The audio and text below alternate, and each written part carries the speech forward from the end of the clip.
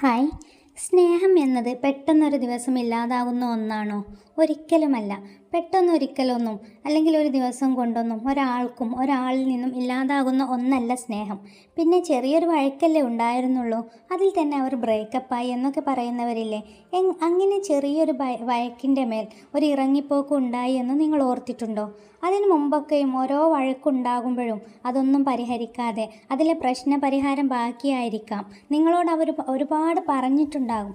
സ്നേഹത്തോടെ പറഞ്ഞിട്ടും കാര്യമില്ല, കരഞ്ഞിട്ടിട്ടും വഴക്കിട്ടിട്ടും ഒന്നും കാര്യമില്ല എന്നവർക്ക് ഉറപ്പായതുകൊണ്ടാണ് ഇപ്പോൾ നടന്ന ഈ ഒരു ചെറിയ വഴക്കിൻ്റെ മേൽ ഒരു വാക്കും മിണ്ടാതെ അവർക്ക് ഇറങ്ങിപ്പോകേണ്ടി വന്നത്. 1000 കാരണങ്ങളും കാര്യങ്ങളും പരിഭവങ്ങളും ഒരു മാറ്റവുമില്ലാതെ തുടരുമ്പോഴാണ് ആ ഒരു ഇറങ്ങിപ്പോക്ക് സാധ്യമാകുന്നത്. നമ്മുടെ മനസ്സ് കാണാൻ കഴിയാതെ പോയവരോട് എന്ത് വ്യാഖ്യാനിക്കാനാണ്? എത്ര ജന്മം കഴിഞ്ഞാലും അവരെന്നെ മനസ്സിലാക്കാൻ പോകുന്നില്ല എന്ന തിരിച്ചറിവും ഇറങ്ങിപ്പോക്കിൻ്റെ ആക്കം കൂട്ടും. സ്വപ്നവും പ്രതീക്ഷയും ഇല്ലാതാവുന്നിടത്ത് നിന്നൊക്കെ ഒരു കാര്യവുമില്ലെന്ന് തിരിച്ചറിയുന്നത് മുതലാണ് ഒരു കാര്യങ്ങളിൽ മാറ്റങ്ങൾ ഉണ്ടാകുന്നത്. നിങ്ങൾക്ക് വേണ്ടി ജീവനും ജീവിതവും ഒഴിഞ്ഞു വെച്ചിട്ടും അവർ ഇറങ്ങിപ്പോകാനുള്ള ധൈര്യം കാണിച്ചു എന്നാണോ നിങ്ങൾ കരുതുന്നത്? ഇതൊന്നുമല്ല. ഇത് ധൈര്യം കൊണ്ടല്ല, നിവൃത്തിക്കേടാണ്. ഒരു വേലക്കാരിയോടുള്ള പരിഗണന പോലും കിട്ടാതെ ആർക്കോ വേണ്ടി എന്തൊക്കെയോ ചെയ്യുകയാണെന്ന തോന്നലാണ്. കൂട്ടായി നിന്ന് സങ്കടങ്ങൾ ഏറ്റുവാങ്ങുന്നതിലും നല്ലത് ഒറ്റയ്ക്കിരുന്ന് സമാധാനപ്പെടുന്നതാണ് നല്ലതെന്ന് അവർ തിരിച്ചറിഞ്ഞു. ഇനി ഒരിക്കലും ആരെയും തനിക്ക് കൂട്ടിന് വേണ്ടെന്നും വിശ്വസിക്കേണ്ടതെന്നുമില്ല ഒരു വലിയ സത്യം അല്ലെങ്കിൽ ഒരു അനുഭവ പാഠം. അതവർ പഠിച്ചതിൽ നിന്നുള്ള ഇറങ്ങിപ്പോകലുകൾക്ക് ഒരു തിരിച്ചുവരവ് പ്രതീക്ഷിക്കരുത്. കാരണം ചിലതൊക്കെയും ലൈഫിൽ നിന്ന് വലിച്ചെറിയുന്നതാണ് നല്ലത്. ഏടാകൂടങ്ങളായ റിലേഷനുകൾ ഒഴിവാക്കുന്നതും തനിച്ചിരിക്കുന്നതുമാണ് ഏറ്റവും നല്ലത്. അത്രയ്ക്കും അവസരങ്ങൾ അവർക്ക് നിങ്ങൾ തന്നു കഴിഞ്ഞു. അതിലൊരവസരം പോലും നിങ്ങൾ പെർഫെക്റ്റ് ആക്കാൻ വേണ്ടി ഉപകാരപ്പെടുത്തിയില്ല. ഇനിയും അവസരങ്ങൾ കിട്ടുമെന്നോർത്ത് അവഗണനയും തെറ്റുകളും ചെയ്തുകൊണ്ടേയിരുന്നു. അപ്പുറത്തുള്ളത് ഒരു മനുഷ്യജീവിയാണെന്ന് പോലും നിങ്ങൾ ഓർത്തില്ല. നിങ്ങൾ പറയുന്ന ഒരു വർത്താനം പോലും അവർക്ക് സ്വീകരിക്കാൻ പറ്റാതെ വരുന്നു. വിശ്വസിക്കാൻ കഴിയാതെ ആക്കിയതും നിങ്ങൾ തന്നെയാണ്.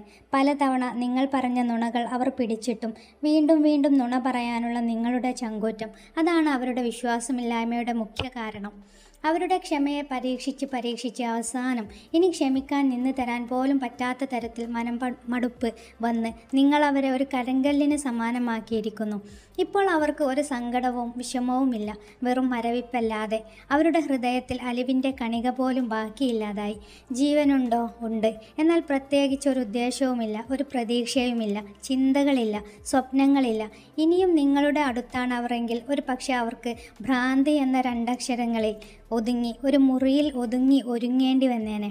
അവരായിട്ട് ആ അവസ്ഥയിൽ എത്തുന്നതിന് മുന്നേ ഇറങ്ങി. ഇനി മുന്നേറിയേ മതിയാവും. ഇതുവരെ ജീവിച്ചതും വളർന്നതും മറ്റോർക്കോ വേണ്ടിയായിരുന്നു. ഇനി സ്വന്തമായിട്ടൊന്ന് ജീവിച്ചു നോക്ക്. സ്വന്തം ഇഷ്ടങ്ങളും ആഗ്രഹങ്ങൾക്കും വേണ്ടി ഒന്ന് തുഴഞ്ഞു നോക്ക്. തീർച്ചയായും നീ വിജയിക്കും. നിന്നെ കാത്ത് അവസരങ്ങൾ ഒരുപാടുണ്ട്. അവസരങ്ങൾ നിന്നെ തേടി വരുമെന്നോർത്ത് കാത്തിരിക്കരുത്. അവസരങ്ങളെ നീ തേടിപ്പോകണം. സ്വന്തമായൊരു ജോലി നേടണം. അതിനായുള്ള വിദ്യാഭ്യാസം നേടണം. നിനക്ക് വിജയിക്കാൻ കഴിയും. നിന്നെ ഈ വിധത്തിലാക്കിയവരുടെ മുന്നിൽ ജീവിച്ച് കാണിച്ചു കൊടുക്കൽ നിന്റെ ആവശ്യമായിട്ട് തന്നെ നീ എടുക്കണം. അല്ലാതെ അവർ ഉപേക്ഷിച്ചതിൻ്റെ പേരിൽ തളർന്നിരിക്കുന്നവരാകരുത്. കുറച്ച് സമയം ഇരിക്കാം, അടുത്ത സ്റ്റെപ്പ് വെക്കാനുള്ള ശക്തി കിട്ടാൻ വേണ്ടി മാത്രം. പിന്നെ എണീറ്റ് ഓടിയേ മതിയാകൂ. ആവശ്യങ്ങൾ ഉള്ളവരാവുകയാണ് ആദ്യം വേണ്ടത്. അപ്പോൾ തനിയെ നമ്മൾ ചലിച്ചു തുടങ്ങും. ലക്ഷ്യങ്ങൾ നേടാനുള്ള തന്ത്രപ്പാടിൽ ജീവിതം രസകരമായി മുന്നോട്ട് പോവും. കഴിഞ്ഞതൊക്കെയും ഒരു തിരശ്ശീലയിൽ കണ്ട നാടകം പോലെ മറന്നു കളയണം.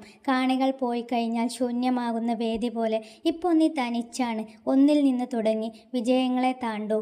By motivation Malayalam.